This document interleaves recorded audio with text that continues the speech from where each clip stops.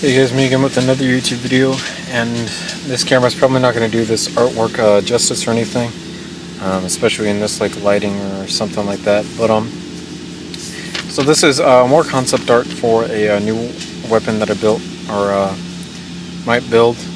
I don't know just yet. So all of this is field stripped. So you can see you have your main polymer body here. Your operating rod cheek rest, which comes off, the stock butt pad, which comes off. That's a magazine release. This is your magazine, shell ejection port and brass deflector, ergonomic pistol grip, which we'll get into a little bit later, trigger guard, hand guard, kind of like an upper receiver rail system sights, and then this is your barrel system. So the barrel system, you got a gas tube, gas block. The bottom rod down here is a cleaning rod, and then this is the barrel itself with the muzzle brake at the end. So what this is, see if I can get it in here. BJI Industries UZG-15. Some more information about this weapon.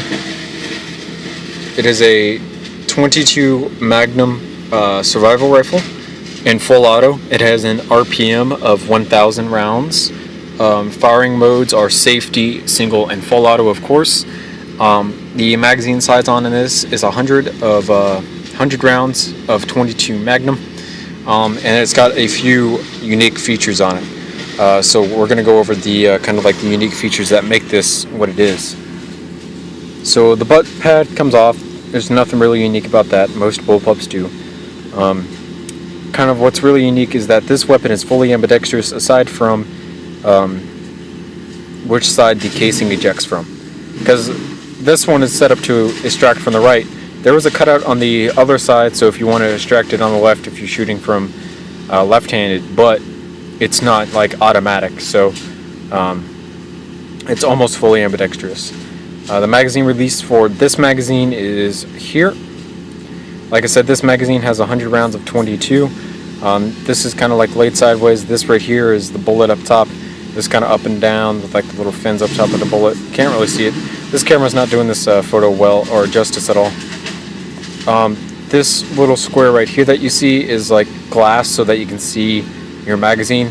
I plan on this magazine having little windows in it, bullet windows, so that you can see how many rounds you have spent.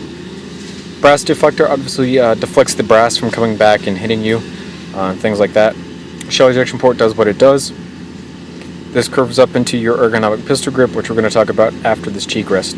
The reason this cheek rest comes out of place is because this cheek rest is going to be hollow, and on the inside of this cheek rest you're going to be able to put a few survival items. I planned on having like a full Zippo being able to fit in there and things like that, but I don't know if you want exactly to have something flammable like that in the cheek rest of a weapon, because it sounds kind of painful. You might be able to put AA batteries up there, possibly some monofilament line, fishing lures, hooks, things like that.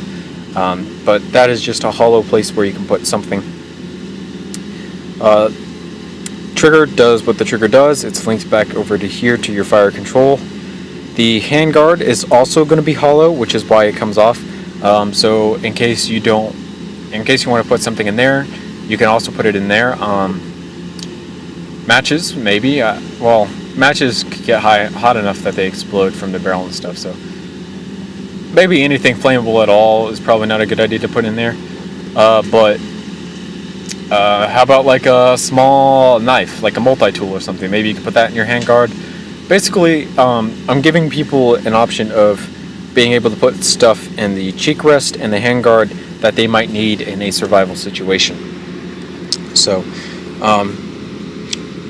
this line that you see here is your operating rod, and at the end here is your charging handle. You push the charging handle to charge around, things like that.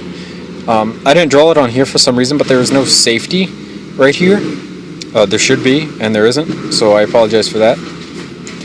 This upper receiver comes off, obviously just to get down here so that you could clean all of the gunk and stuff out of here. The rail system for obviously your sights and optics or things like that that you might want to add. Alright, so one of the unique features about this weapon is that not only does this feature hollow space and this feature hollow space, but the pistol grip is going to work like a normal pistol grip and is going to be hollow so that you can put a magazine in it. Now then, I just say that so that you guys get like a mental image. It's not going to be an actual magazine with like 9mm or something. It's actually just going to be a box that's hollow that you can press like a magazine release right here to drop it, and it's going to have a cleaning kit. This is where the official cleaning kit goes. So it's going to obviously have some patches in it so that you can clean your barrel and your trigger assembly and get all the gunk off of it. But this is also going to be where you can put like a small, very, very small thing of grease, oil, things like that. Basically, this is where the cleaning kit goes. Another special feature is that underneath the barrel is the cleaning rod. So everything that you need to operate the weapon stays with the weapon. So I definitely, the whole design was basically to build a weapon that you could use in a survival situation that did the job. Zombie apocalypse was kept in mind. UZG, ultimate zombie gun. Basically 100 round magazine, 100 zombies that are dead. Why did I choose 22 Magnum? Well, one, it's light. Two, you can put a lot of it in the magazine for just as much space as a 5.56. Three, terminal ballistics against something that's not a zombie, elsewise known as a human. So if you're getting raided and they're trying to take all your food and stuff and you need to protect your family, it doesn't do too bad. It's not, it's obviously not the best of rounds, but it's obviously not the worst of rounds either. So that was kind of the reason I chose 22 Magnum. And then barrel, of course, for 22 Magnum with a muzzle brake, just to really take off any recoil at all. Like obviously 22 Magnum doesn't kick at all, especially with something this size and this weight, but I definitely just wanted to throw on the muzzle brake so that if you're shooting like straight up full auto all 100 rounds, it's not going to move past where you want it to move. And then of course you have your gas system up here. And that's pretty much it. So this is the Ultimate Zombie Gun 15, Ultimate Zombie Gun designed in 2015. I just left off 20, left at 15. And that's some just really unique things about it. Let's see if I can get like a decent, like good close-up of it. Yeah, it doesn't even show up that well.